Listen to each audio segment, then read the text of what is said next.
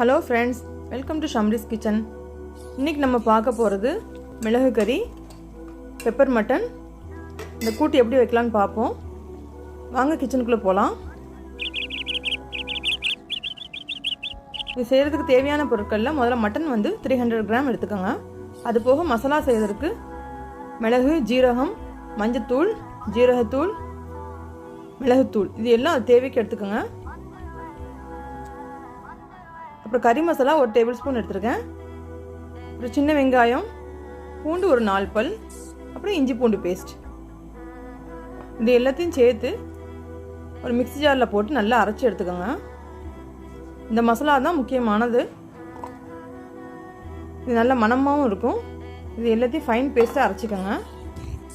அரைச்ச அந்த விழுதை நம்ம இதோடு சேர்த்து இந்த மட்டனோடு சேர்த்து மிக்ஸ் பண்ணி வச்சுக்கிறோம். ஒரு 5 மினிட்ஸ் ஊற வச்சா கூட போதும்.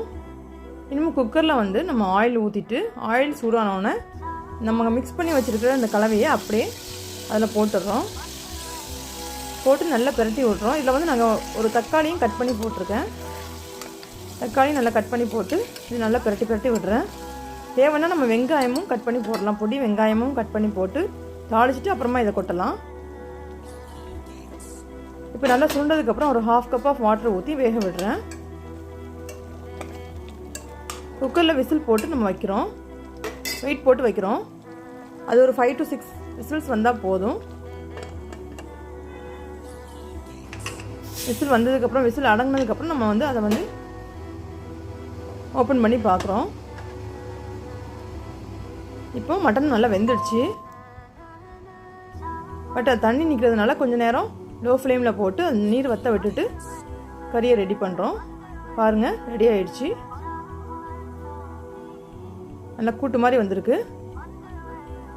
நீங்களும் சாப்பிட்டு என்ஜாய் பண்ணுங்கள், செஞ்சு பாருங்கள்.